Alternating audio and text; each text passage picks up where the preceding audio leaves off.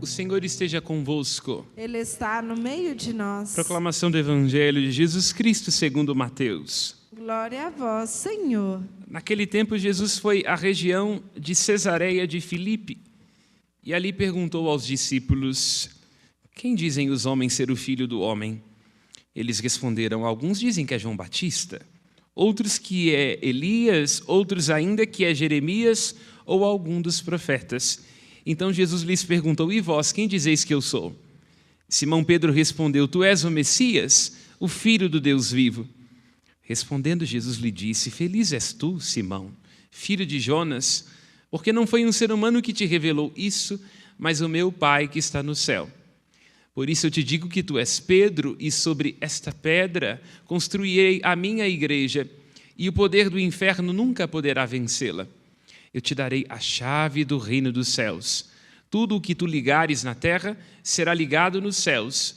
Tudo o que tu desligares na terra será desligado nos céus. Palavra da salvação. Glória a vós, Senhor. Que pelas palavras do Santo Evangelho sejam perdoados os nossos pecados. Amém. Podemos nos sentar. Celebramos, como disse, a memória destes dois santos apóstolos. E isto para nós significa muito, porque em nossa vida é muito importante não perder os pontos de partida. A motivação inicial que existe quando nós nos dispomos a seguir numa direção, quando poderíamos ter feito outra escolha, é aquela que tem que nos acompanhar durante todo o processo. É porque o sangue que ferve na alma e que nos apaixona passa. É preciso que a gente preencha de sentido e de obediência diária para que depois de anos de casamento ou anos numa mesma profissão ou depois de um período de faculdade a gente não perca o rumo e não se esqueça sobre as nossas motivações. A motivação inicial da igreja é a fé dos apóstolos, porque nenhum de nós conviveu com Jesus Cristo. E isso poderia ser, na verdade, uma história bem contada. Pode ser que alguém tivesse tomado excesso de vinho ou de vodka, disse que viu um fantasma, e assim uma série de outras pessoas resolveu dizer por aí de um tal Jesus, meio galileu, meio perdido de si, e a partir desse momento construiu uma história. No entanto, a nossa fé é alicerçada por homens que foram até as últimas consequências. Por isso, hoje nós celebramos de vermelho. Foram até o derramamento de sangue em nome do encontro que fizeram com uma pessoa. Por isso o cristianismo não é uma ideia, não é uma história bem contada, não é uma doutrina, não é uma liturgia, não é uma repetição. Tudo isso é muito importante. Mas, antes de tudo, é um encontro com uma pessoa, com a qual, ao cruzarmos o nosso olhar, a nossa vida não consegue mais ser a mesma. É isto. Pedro foi até as últimas consequências no seu amor. Ele que havia traído Jesus Cristo, ou melhor dizendo, negado, o que não deixa de ser uma traição. Ele, no momento de entregar a sua vida, ali por volta do ano 67, pede aos carrascos que virem a cruz de cabeça para baixo, por não se considerar digno de ser crucificado como seu mestre. E Paulo, antizeloso, perseguidor da igreja, cai do cavalo a caminho de Damasco e encontra o Cristo recebendo a maior de todas as honras. Costumo dizer que o apóstolo Paulo é o maior depois do único, porque ninguém teve a graça de ser chamado a ser discípulo pelo próprio Cristo ressuscitado. É por isso me arrisco a dizer que é o maior de todos os apóstolos. Ele entrega a sua vida em Roma, oferece sua cabeça para ser cortada por uma espada. Se diz que a cabeça aqui quica 3 vezes, e neste local ainda hoje, na abadia Trefontane, os 3 pontos onde a cabeça quicou são fontes de água. Mas nós não vamos dizer dos apóstolos apenas sobre suas virtudes. Vamos, nesta reflexão, nos ater à humanidade. A humanidade deles, como é a nossa, tem seus versos e seus avessos, sua poesia e as suas ironias. Em primeiro lugar, pensemos Pedro. Pedro é um pescador generoso, impulsivo, inconstante, portanto, uma presa fácil. É próprio dos homens assim muito impetuosos terem o coração largo para fora, mas serem vítimas de si e dos próprios impulsos. Alguém que desconhece a si e, portanto, desconhece o mestre a quem segue.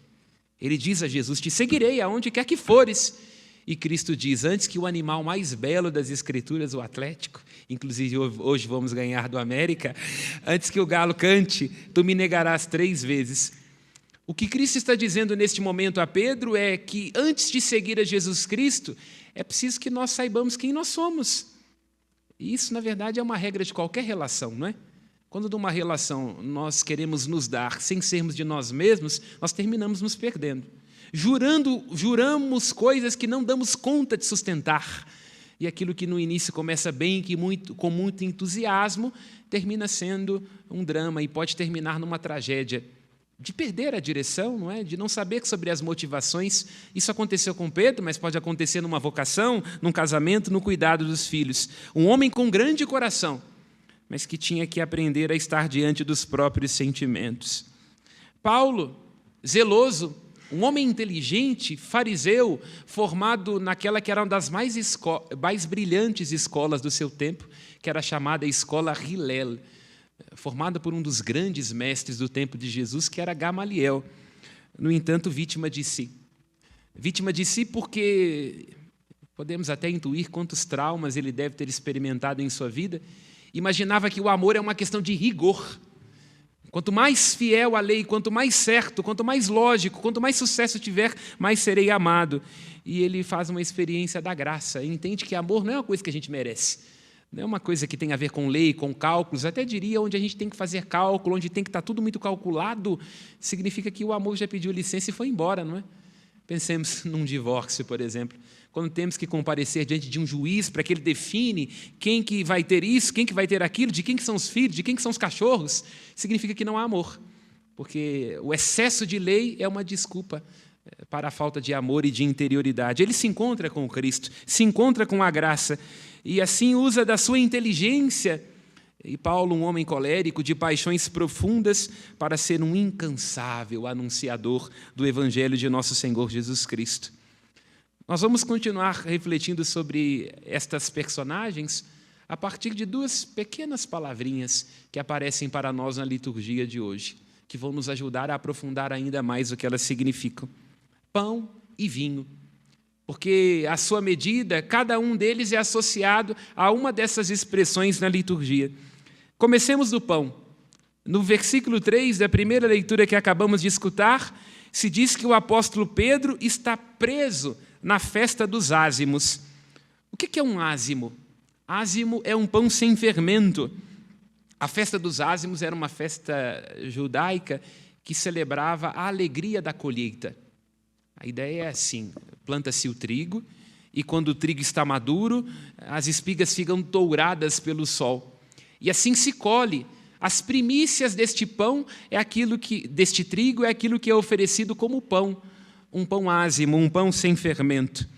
E por que tem que ser um pão sem fermento?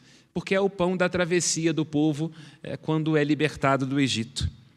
E aqui podemos já entender que pão é mais do que pão. O pão ázimo significa compreender que na vida, às vezes, os excessos são perigosos. Há momentos da nossa vida em que, tendo muitas escolhas e muitas oportunidades, temos que nos ater àquilo que é mais urgente, aquilo que é mais importante e aquilo que é necessário. A nossa tendência, quando estamos em angústia, é ajuntar coisas, para que estas coisas nos deem segurança. É interessante, durante a Páscoa, que a exigência é que seja um pão que não teve tempo para fermentar. Portanto, é um pão de urgência, é um pão de importância, é um pão de simplicidade. E é interessante associar a prisão de Pedro a este momento, porque nós poderíamos assim dizer que o pão é a terceira morte do trigo. O pão é a terceira morte do trigo. Cada um de nós tem que experimentar na vida este mesmo movimento do trigo que se faz pão. Em primeiro lugar, o trigo tem que morrer na terra. Jesus disse: se o grão de trigo que cai na terra não morre, ele fica só.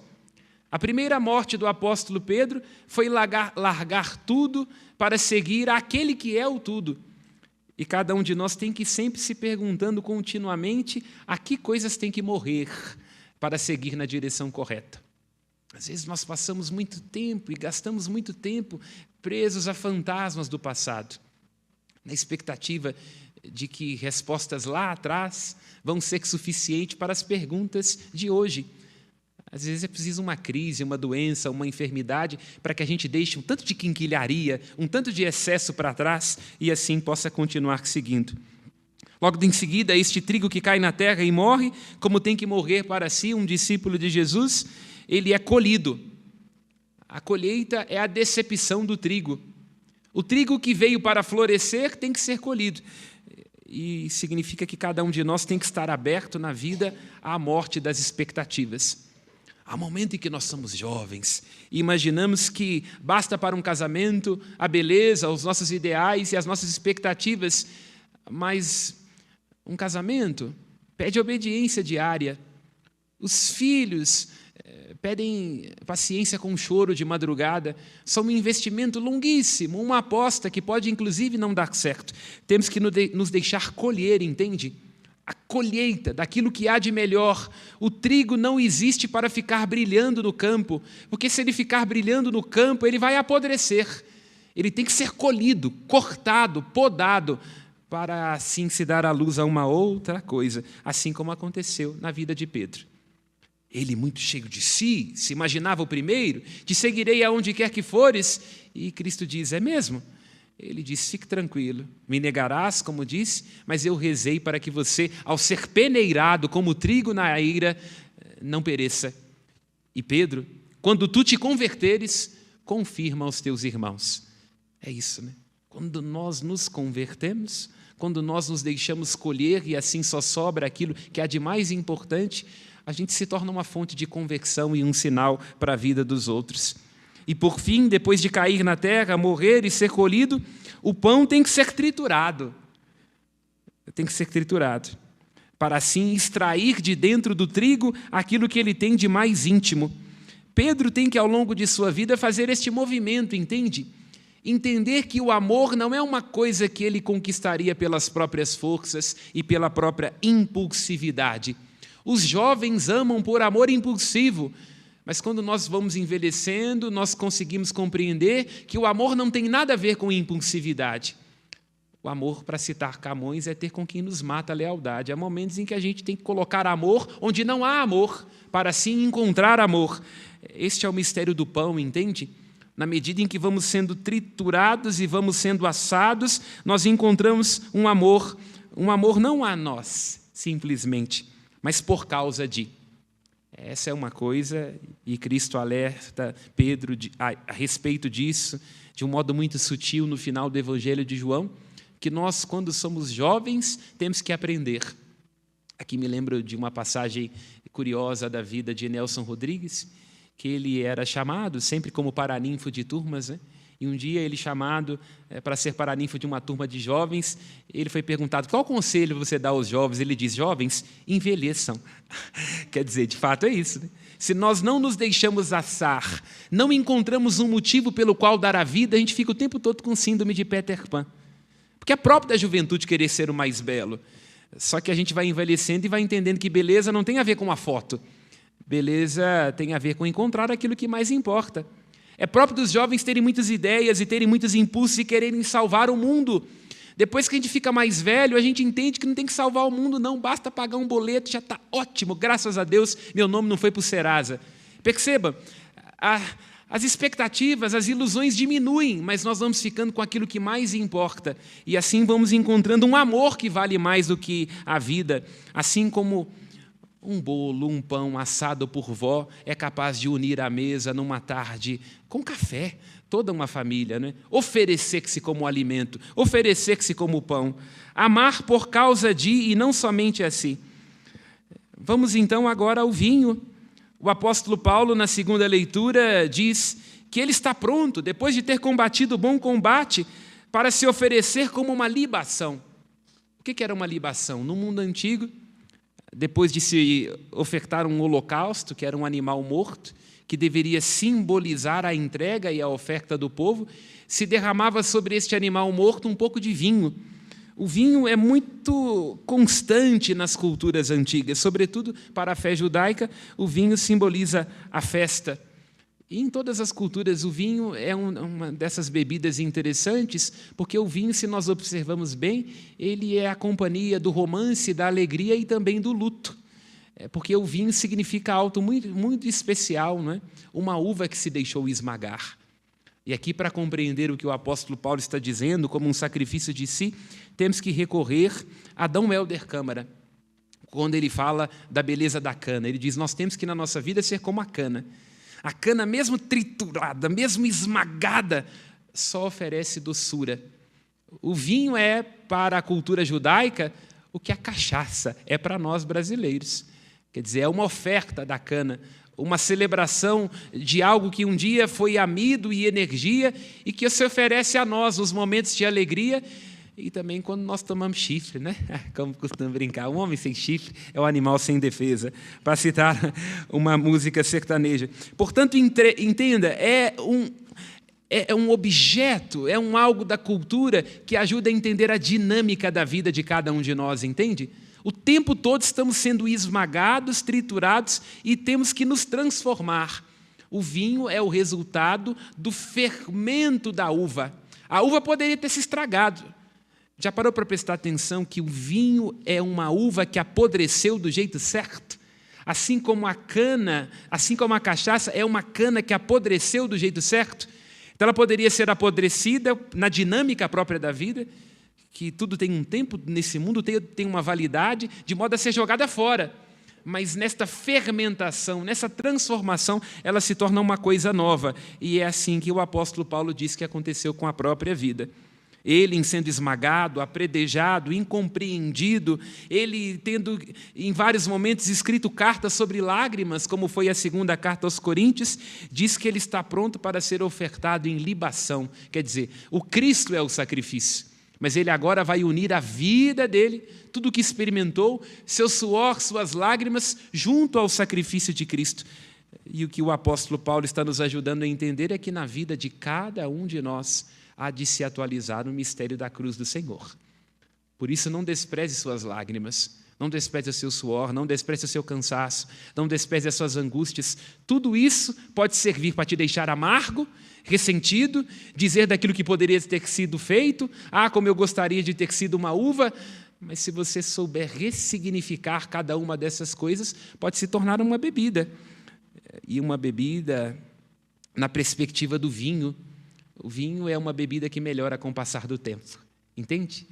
Quando temos um amor que é egoísmo escoltado, quando somos ensimesmados, o tempo, as dificuldades, o cansaço, tende a nos deixar amargos.